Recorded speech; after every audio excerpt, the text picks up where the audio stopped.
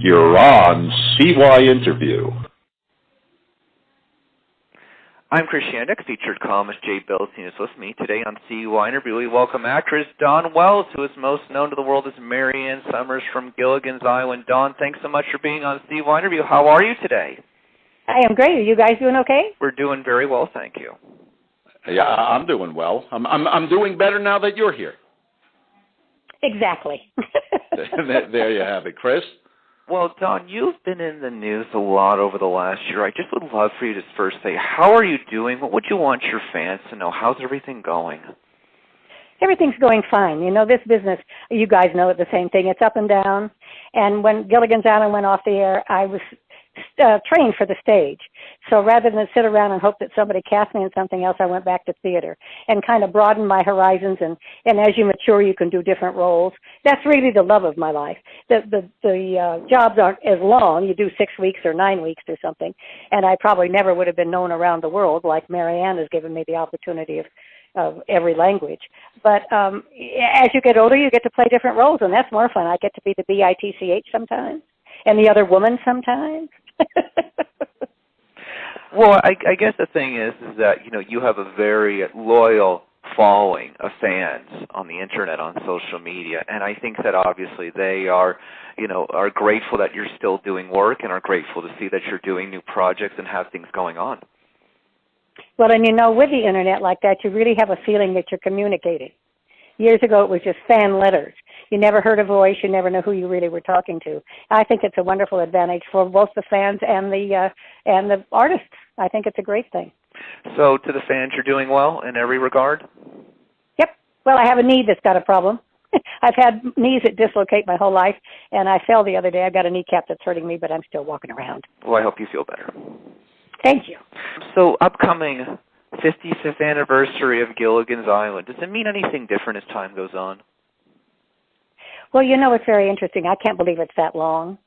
I guess everybody sort of feels that way. I can't believe it's that many years ago. But I can't go anywhere in the world. And what's so interesting about the series, it's not dated. There's no cars driving around in 1960 or 1958 or anything.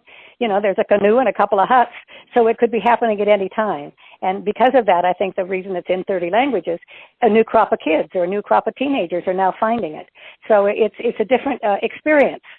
And that's kind of a good thing, really, I think. I wish we were still getting the big bucks for it, but we're not.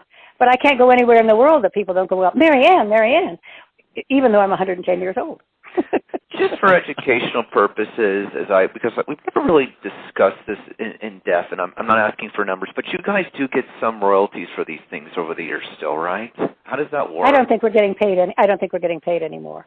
I think the royalties probably last. Even though the show's still in syndication and different things, you guys don't get anything from that? I've never understood that. No.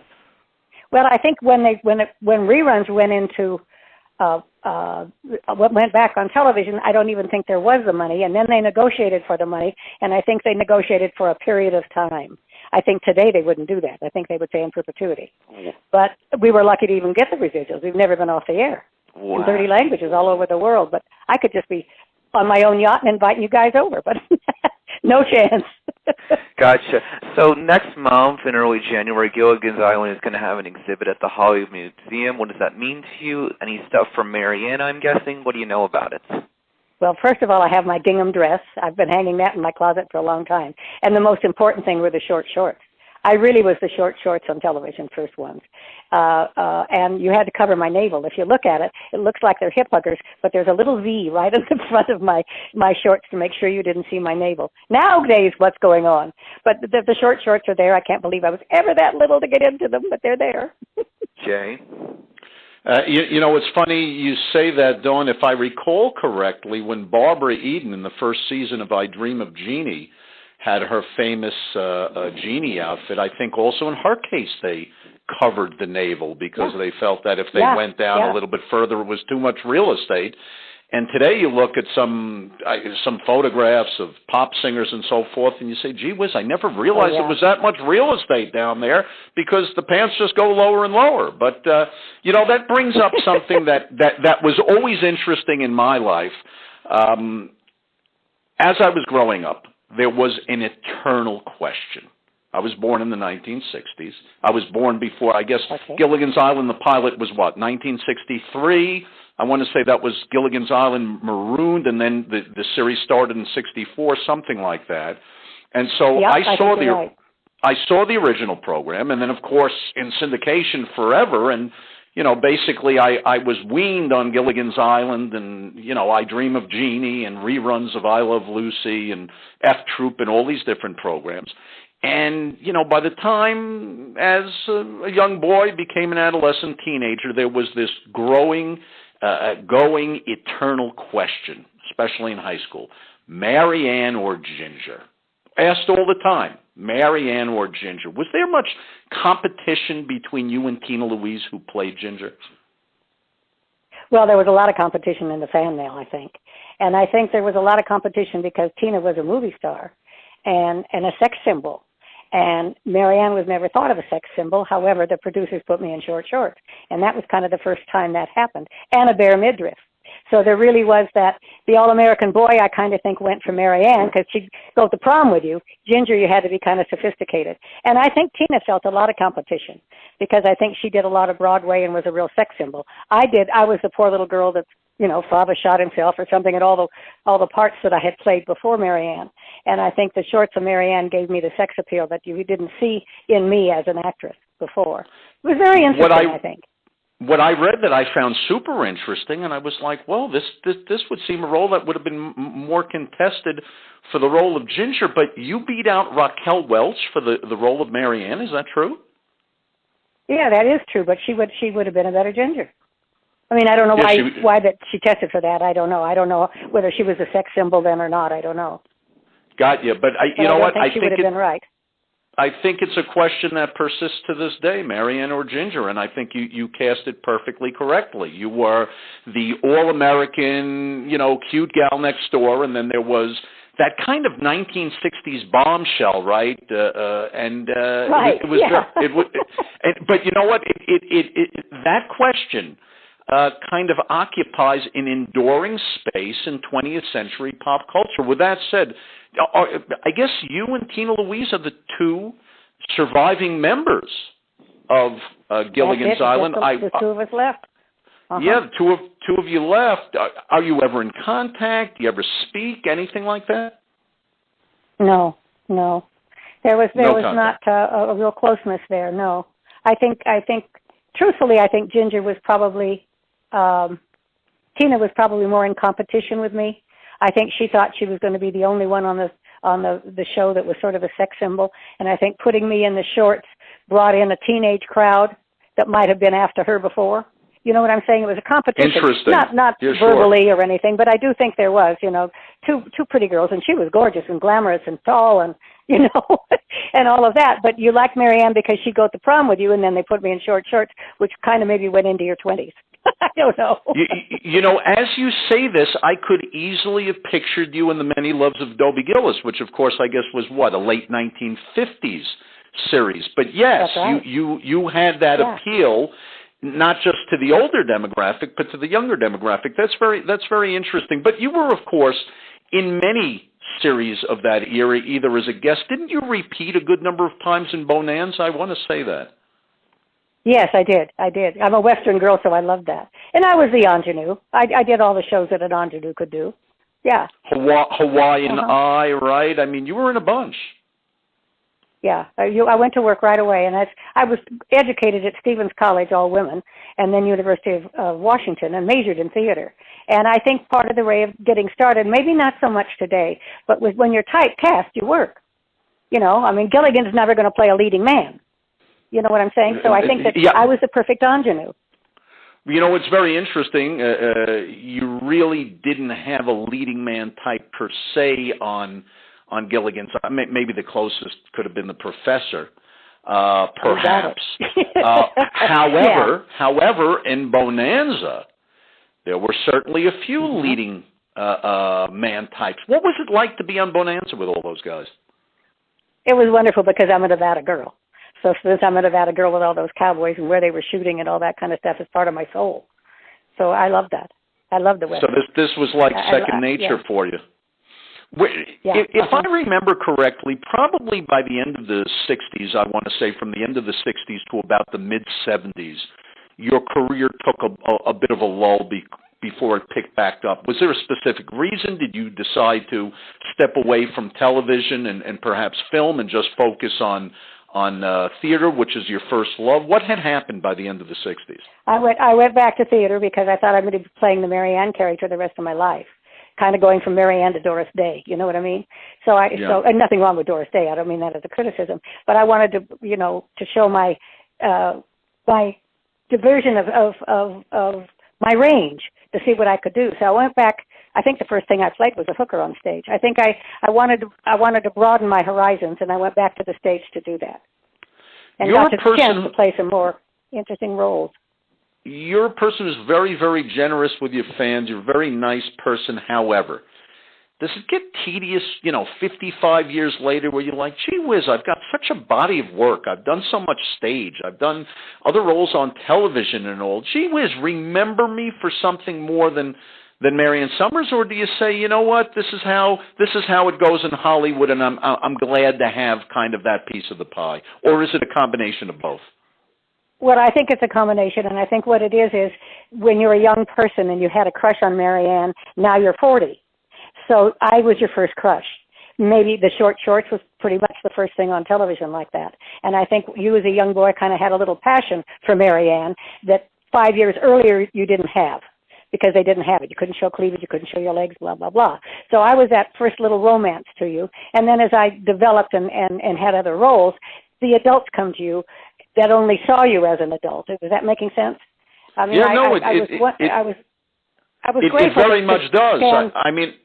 I'm the specific demographic for you to speak to because, I was there when the show started. So, yeah, I get very much what you're saying. But if you hadn't seen me till I was 25 or 30, you'd have a different impression. Yeah, I guess it gets imprinted on the mind. Now, you wrote a book. What would Mary Ann do? What prompted that? Because I think Mary Ann is gone today. I think we have a hard time. Our teenagers aren't the same thing. Our teenagers are smoking. There's free sex. There's birth control pills. There's drugs. When I was growing up, when Mary Ann was growing up, there wasn't there. So you do have unless you have a family that kind of has a moral compass, sometimes you're not taught some of those things. We were taught manners. All of those things that I think have kind of gone out the window. So if you're a young girl or you're a parent raising a child, what would Mary Ann do? Well, she'd say thank you. She'd RSVP. She wouldn't neck in the back of a car and go all the way. She would have moral values, not meaning that with the pill and everything, sex is very different now. But she wouldn't swear. She probably wouldn't smoke. So it's just a question of saying there is another side, and I'm not trying to say be a goody two-shoes, but I think today both parents are working. Money's a little hard to get. The kids are freer. So it's kind of a little guidebook, really. Not necessarily prudish. Just stop and think about what you're doing. As a person who came to Hollywood with those moral values intact, did you ever find yourself in uncomfortable circumstances, or were you generally treated well? I was generally treated well. I've always been treated well because of the character. And I also think, I'm saying because of the character, but I also think, this is in my core, you guys don't know what I'm talking about because you're guys, but I think you as a woman, you as a young girl, you as a person, sets the stage, how you behave to begin with. We didn't drink and get drunk and go home. We might have necked in a car. Now you go to a motel. That's a different thing. Birth control didn't exist. And if birth control didn't exist, you thought differently. Now if everybody's on the pill at age 16, it's a different thing, isn't it? Really? Yeah, no, you're very right. And by the way, if we go back to when you broke out in Gilligan's Island, this was, I guess, 3 years before the Summer of Love, which was 1967. It was 5 years between Woodstock, and then things dramatically changed in society. And so it's interesting how so much of pop culture kind of leads where we as a society go, not simply on a cultural level, but a political level in every other way. And it must feel very interesting to have been an integral part of that. Did you enjoy writing a book, by the way? That was it's a departure from stage work and being in front of the camera. Did you really enjoy getting your ideas out there? Yes, I enjoy doing that. I am not one who wants to sit down and type. Now that you can talk into a microphone and somebody else can type it, I like. I'm not necessarily a secretary. But I do think that having seen the public react to me, to Marianne, I think was a message. And I think it's something that shouldn't be lost. I'm not a mother, so it's easy for me to say that. But I think today, growing up, raising a daughter and everything that's going on, there are talks that you have to have. It isn't going to happen the way I grew up. But there is a morality code, a moral code, and I think we should continue that. I don't think everybody should give themselves to everybody and drink like, and smoke dope and all that. It's happening. I know that. I understand that. But I also think there has to be some guidance. Was there Analyze temptation? What you're doing and what's the effect? Was there temptation for you in Hollywood, or was your upbringing so strong before we started? You told me, fourth generation Nevada, and I mean, a person seems really came from a very strong family. Was there any temptation in Hollywood for you, or were you so centered that you were really immune to it? Well, and when you're talking about that, it's very interesting because of Las Vegas and Reno, not Connecticut, but gambling and prostitution and all of that was legal. Not hidden. I think you made a moral choice at 14, 15 because it was all around you. But illegal, for a kid. Nowadays, everybody's doing it. I'm kind of square. I would never shoot up or anything like that. I have tried marijuana and I drink some, so I'm not lying about that. But I think the values came to me as a young person and know what it can do to you if you overdo everything or anything that you overdo. And I think I was raised by, my mother was very strict. She knew where I was every minute. I have a great story. My mother and I lived in Reno. My father lived in Las Vegas, and that was about an 8-hour drive. And I was driving down to see my father by myself. I think I was 18, something like that. And the policeman pulled me over. I said, "Was I speeding, officer?" He said, "No. Is there a Dawn Wells in the car?" I said, "Yes." He said, "Call your mother." Oh, my goodness. So my mother was worried about me, didn't know if I was going to get there, and called the police department. So... I was watched pretty carefully. Yeah. But you know what? It's something else strikes me when I think about movie stars and TV stars and all, and I inevitably when we grow up with people, I think measure ourselves too by their trajectory and how they age and all. And one star that comes to mind, Jane Fonda. I look at Jane Fonda today. And I say, Jane Fonda she looks unbelievable. She's just beautiful.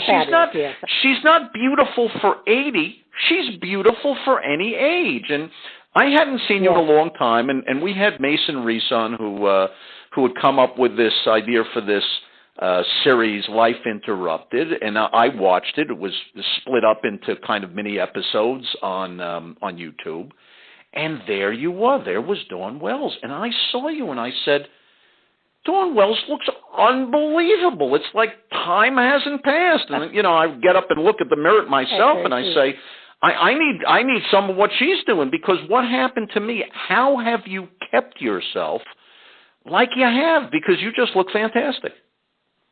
Well, that's sweet of you to say. Well, I don't overdo necessarily. I'm always on a diet because I'm so short. 5 pounds looks like 20 on me. I had terrible acne when I was a child, terrible oil in my face when I was a child. I have never used a moisturizer because I'm so terrified I'm going to break out. So part of that is genetics. I'm half Italian. Part of that is genetics. And I think I don't exercise a lot because my knees dislocate, but I am disciplined to a certain stage, not as much today because I'm 102 by now, but I think you take care of yourself. If you're playing football for the Rams, you take care of yourself. If you're an ice skater, you take care of yourself. You don't just party and smoke and drink and do all that stuff to dissipate. And I think that's just a moral code you have to have, whatever it is. There are people who are tall and thin and can eat anything they want. Well, I can't, and I know that. But I've known that since I was 13. So I think it's discipline. That's what I really think it is. Not 100% of everything, but I think it's discipline. You can't tell me the athletes and stuff go out and do everything. Did you have background in acting like, Stanislavski or The Method or any of this? Were you influenced by any of that, the actor's body as their vessel, this type of thing? Or is that you were?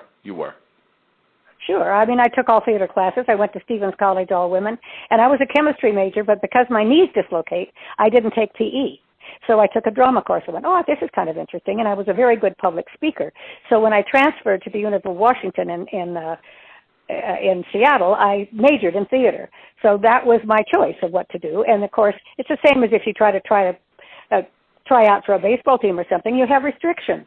You can't party all night and drink and smoke and do all of that and expect to look good and sound good and keep your voice and all of that. Some people do, and maybe they're through by the time they're 30. I mean, I think it's a discipline. Not that I don't ever do anything. I'm not saying it that way. I'm not a total prude, but it's self-preservation, so to speak. You know what's interesting, and I believe every bit of it. You said, public speaking, and oh my God, you're an excellent public speaker. Was there ever any question in your mind of going in the direction of voiceovers or doing radio shows, being a radio host, anything like that? I'd love to be a radio host. I'd love it because I love current events. I've done voiceovers, yeah, but I can't do all the funny little voices. But I'm interested in current events, and I like radio a lot. I'd really like to do that. I'm smart, and I don't mean I'm bragging, but I'm smart. I'm not just an actress. I'm interested in a lot of things. I'm interested in sports and politics and all of that. And any venue to be able to use that would be wonderful. And as you age, you could do a lot of things. I can't play baseball, but I could certainly narrate a movie. I've done some narrations of film, which I love. I narrated Winterhawk, which I adored. And you're watching the film, and the music's playing behind you, and you get to narrate the film at the same time. It's a wonderful experience. But man, you would make one heck of a radio host. You're great. You have very, very excellent verbal acuity and all. That's just tremendous, Chris. Give me your thoughts on Life Interrupted and working with Mason Reese in this project, someone who we have on frequently. Well, I admire Mason Reese. I think he's come a long way, and I think it's a hard life that he's living a little. And I think the fact that he goes for what he wants to say and what he wants to do, and I admire him for that. He's always had nothing but good things to say about you, and he says he enjoys he's a very nice young man. What does... I feel better. He's just a little bit younger than me, so he's a young man. All of a sudden, I'm like, oh my God, I'm kind of a young man then too. That's not bad. Then I'm kind of a young woman too. Here we are, this teenage group talking on the phone. There you have it. There you have it, Chris. What does performing on stage mean to you today? Tell me about what you're doing currently. Well, I'm not doing anything at the moment. I love theater more than anything because I love the challenge every time. I love the fact that I have an audience and I know how to, I didn't do as well last night as I can do today, and why didn't I get that laugh and that kind of thing. You were recently on the road for some kind of one-woman show, though, no? Am I right about this, or am I wrong? I'm sorry. I'm trying to remember. But I remember that you were on the road, like, over the last year doing something in different towns, performing something, I believe, if I'm not mistaken. Well, I do that everywhere. I don't know where I'm going next, but I'm whatever play that comes up. I wanted to play the hooker the first thing. I wanted to do that because I was just dying to break my image. And then I did my first musical, which almost killed me because I didn't talk during the day. I was afraid I couldn't hit the notes. And then, of course, my book I think has a lot to say if you're trying to raise a daughter. And I'd like to play a bitch in a movie. I'd like to play a real evil person. They don't generally cast you as that. I can do it in a small theater. I don't know that they would do it in a film. I don't want to ever stop working. I mean, I love what I do, and the more we do it. I mean, don't you guys love what you're doing? Yeah. It isn't every day it's different. 100%. I mean, I've got to tell you, you've got to go for radio. I could listen to you all day. Really, you just a pleasure to speak with. Truly. How would I go about doing that? How do you go about doing that? I don't know if you have an agent or manager, but I think you most certainly could, especially today with satellite radio and all. You might not even have to leave the confines of your house. I don't know if you've ever thought about podcasts. Maybe the Dawn Wells podcast is in our future. Monetize that on YouTube. Might be something. Monetize Dawn Wells podcast? Yeah, I don't know. I have to talk to somebody how you do that. Podcast. I'd rather have people that I could talk to on the air, but I guess you could do the same thing with a podcast, can't you? You absolutely can. In closing, I will talk to my manager because I would like that. I could be 102 running around in a wheelchair and nobody would know it.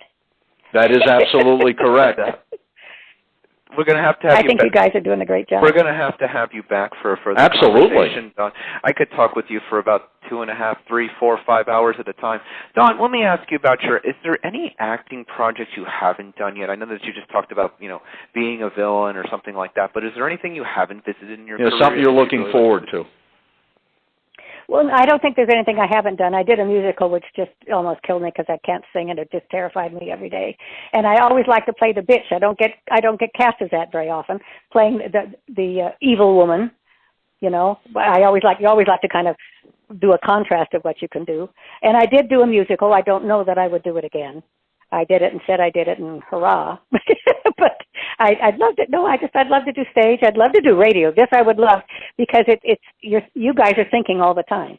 You have to make yourself interesting all the time, not just once a week. And that's very hard. It means you have to keep up with what's going on in the world, what's right and what's wrong. Who you're talking to might be really hard to get them to say anything, and you've got to keep it going. I think you have a real challenge there. I would like that a lot. Well, you can find Dawn Wells on her official website, of course, dawn-wells.com, and, of course, as well on Twitter and Facebook, and we'll be sharing this with all of your fans. Dawn, thank you so much. Anything you want to add in closing and say to your fans before we end the segment? Just thank them for being on my side for so long. That makes me feel very good that I do have a following. And I'd like to come and do you guys again. If I got a radio show, will you come talk to me? Yeah. 100%, anytime. And we will have you back. We'll discuss details for sure after we end this segment. So for the amazing actress Dawn Wells, featured columnist Jay Bildstein, and CYInterview, I'm Chris Shandek.